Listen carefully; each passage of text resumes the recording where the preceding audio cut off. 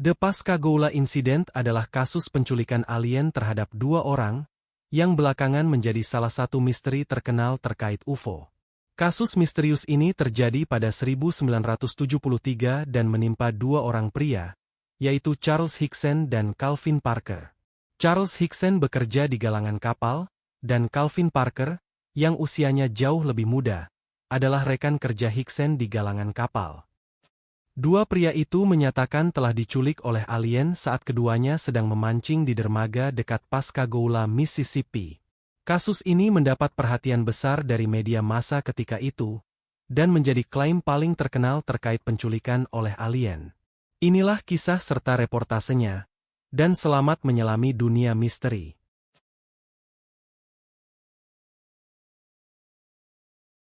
Charles Hickson berusia 42 tahun, sementara Calvin Parker berusia 19 tahun.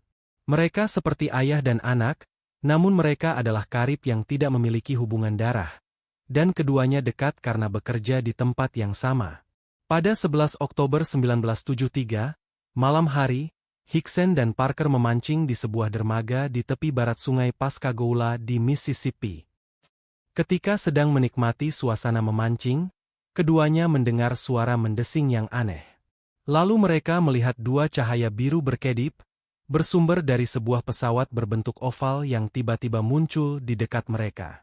Pesawat itu memiliki panjang sekitar 8 kaki dengan tinggi lebih dari 8 kaki, yang saat itu tampak melayang sekitar 2 meter di atas tanah.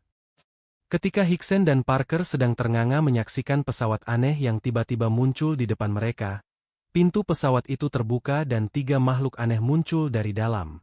Hickson dan Parker belum sempat melakukan apapun ketika 3 makhluk asing itu tiba-tiba mendekati dan menangkap mereka. Belakangan, kepada aparat, Hickson menyatakan bahwa pada waktu itu situasi gelap, dan ia juga rekannya merasakan tubuh mereka melayang lalu masuk ke dalam pesawat UFO. Saat ada di dalam pesawat tersebut, Hickson dan Parker jadi lumpuh dan mati rasa. Parker mengaku sempat pingsan karena ketakutan. Di dalam pesawat, mereka mendapati sesosok makhluk aneh berukuran sangat besar, lebih besar dari 3 makhluk yang tadi menangkap mereka. Hickson dan Parker menggambarkan makhluk mengerikan di pesawat itu sebagai humanoid berbentuk kasar, dan berdiri dengan tinggi sekitar 5 meter. Kulit makhluk itu pucat dan keriput, serta tidak punya mata dan celah mulut. Sementara kepalanya tampak terhubung langsung ke bahu, tanpa terlihat adanya leher. Ada benda mirip wortel tumbuh di bagian hidung makhluk tersebut, dan benda mirip wortel itu juga ada di tempat telinga berada. Makhluk itu memiliki jari-jari mirip cakar lobster di ujung lengan, dan tampaknya hanya memiliki 1 kaki. Hickson menggambarkan bagian bawah tubuh makhluk itu tampak seolah-olah kakinya menyatu, bukan terpisah seperti kaki manusia, dan ukuran kaki makhluk itu seperti kaki gajah. Hickson juga melaporkan bahwa makhluk-makhluk itu bergerak seperti robot. Di dalam pesawat, Hickson merasakan tubuhnya melayang beberapa meter di atas lantai pesawat.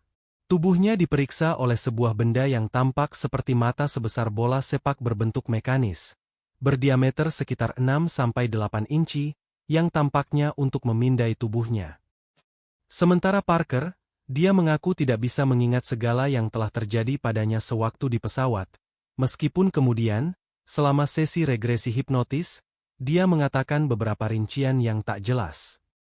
Setelah sekitar 20 menit dipindai, mereka dibebaskan dan tubuh mereka lantas melayang dan kembali ke dermaga, hingga sampai ke posisi semula di tepi sungai. Usai mengalami peristiwa yang sangat aneh itu, Hickson dan Parker sangat ketakutan. Sambil tertatih-tatih, keduanya masuk ke dalam mobil dan berdiam di dalamnya sampai sekitar 45 menit, mencoba menenangkan diri. Hickson meminum whisky. Setelah berdiskusi, keduanya lalu sepakat untuk melaporkan peristiwa yang mereka alami kepada pejabat di Keesler Air Force Base. Mereka pun lalu datang ke Keesler Air Force Base. Tetapi para pejabat di sana menyarankan pada keduanya agar melapor ke kantor kepolisian Jackson. Mengikuti instruksi tersebut, sekitar pukul 22.30 Hickson dan Parker tiba di kantor sheriff di Jackson County di Mississippi. Mereka membawa serta ikan yang mereka peroleh saat memancing, Dan itulah satu-satunya bukti yang mereka miliki untuk mendukung kisah mereka. Sheriff Fred Diamond, yang menerima laporan aneh itu, menilai keduanya tampak tulus dan benar-benar ketakutan. Dia juga memperhatikan Parker yang tampak terguncang. Meski begitu Diamond merasa ragu untuk mempercayai kisah fantastis itu, karena Hickson tampaknya baru meminum whisky. Diamond mewawancarai mereka, dan mulai mendengarkan laporan mereka. Setelah mengulang-ulang pertanyaan, Diamond meninggalkan dua orang itu di sebuah ruangan yang dipasangi peralatan mikrofon tersembunyi. Sheriff Diamond berpikir bahwa jika dua orang itu berbohong, kebenarannya akan terungkap ketika keduanya berbicara secara pribadi. Namun yang terjadi sebaliknya, Hickson dan Parker terus berbicara dalam suara yang sangat tertekan. Parker yang tampak sangat terguncang berulang kali mengucap keinginannya untuk bertemu dokter. Rekaman rahasia yang dibuat di ruangan tempat Hickson dan Parker itu sekarang disimpan pada bagian file di kantor Sheriff Jackson County, dan memikat para peneliti dan penggemar UFO. Hickson dan Parker menyadari, polisi bersikap skeptis terhadap laporan mereka. Karenanya mereka bersikeras agar dites menggunakan detektor kebohongan untuk membuktikan kejujuran mereka. Pada Jumat 12 Oktober, sehari setelah peristiwa itu, Hickson dan Parker kembali bekerja seperti biasa. Mereka awalnya tidak membahas pertemuan dengan UFO yang mereka alami kepada siapapun, tetapi rekan-rekan kerja mereka melihat bahwa Parker terlihat resah. Sementara itu, Sheriff Diamond rupanya menghubungi para wartawan terkait laporan yang ia terima dari Hickson dan Parker. Akibatnya puluhan wartawan kemudian mendatangi tempat kerja Hickson dan Parker untuk melakukan wawancara dengan mereka terkait UFO yang mereka saksikan. Hickson marah akibat kedatangan para wartawan itu dan menuduh Sheriff Diamond melanggar janji kerahasiaan. Tapi Diamond bersikeras ia tidak melakukannya, dan bahwa kasus itu terlalu sensasional untuk tetap tersimpan. Atasan Hickson, yang penasaran dengan banyaknya wartawan di tempat kerja mereka, bertanya apa yang terjadi. Hickson lalu menceritakan kisahnya kepada si atasan dan juga kepada pemilik galangan kapal, bernama Johnny Walker. Setelah mendengar kisah tersebut, Walker menyarankan agar Hickson dan Parker menghubungi Joe Colingo, seorang pengacara yang juga kakak ipar Walker dan menjadi pengacara yang mewakili galangan kapal. Hickson dan Parker pun lalu menemui Joe Colingo, dan sang pengacara menyatakan kekhawatirannya atas kemungkinan Hickson dan Parker terkena radiasi. Colingo dan detektif Tom Huntley kemudian membawa Parker dan Hickson ke rumah sakit setempat untuk pemeriksaan radiasi, namun rumah sakit itu tidak memiliki fasilitas untuk tes radiasi. Dari rumah sakit, mereka lalu pergi ke Keesler Air Force Base, dan di tempat itu mereka diperiksa secara ekstensif oleh beberapa dokter. Setelah itu Parker dan Hickson diwawancarai kepala intelijen militer di sana. Colingo menyusun kontrak untuk mewakili Hickson dan Parker.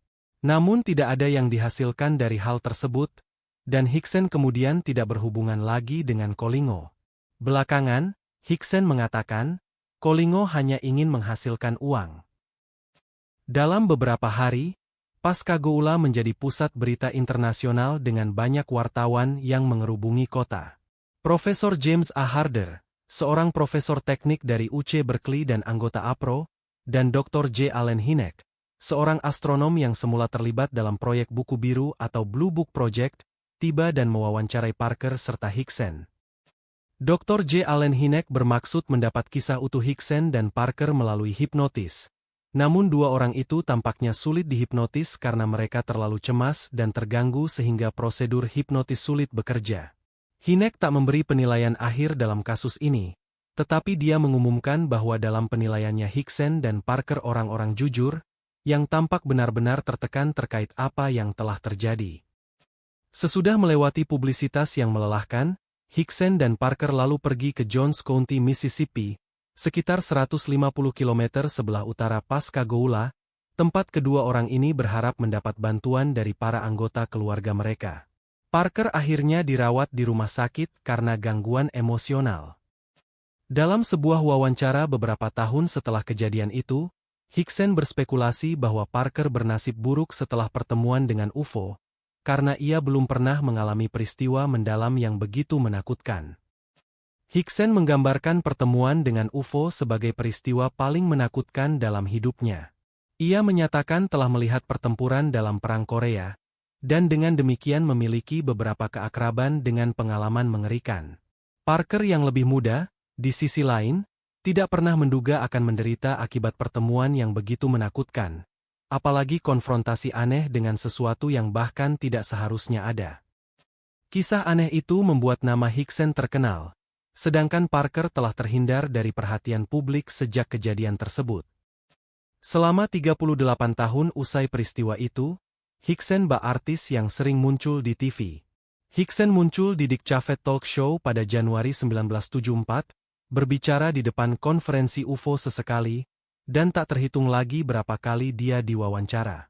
Pada 1983, ia juga ikut menulis buku tentang kejadian yang dialaminya bersama penulis William Mendes.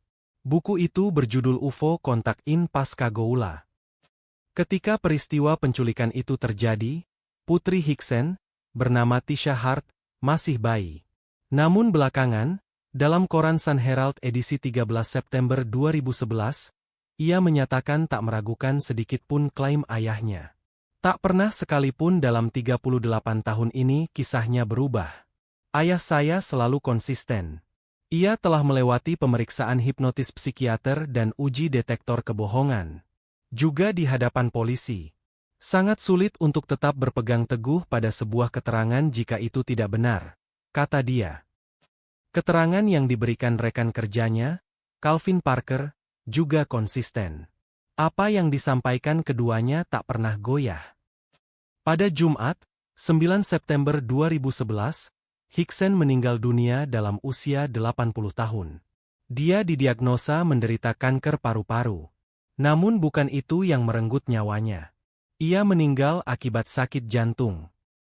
Suatu hari pada 1998, dalam sebuah wawancara, Hickson mengaku tak peduli orang mencemoohnya.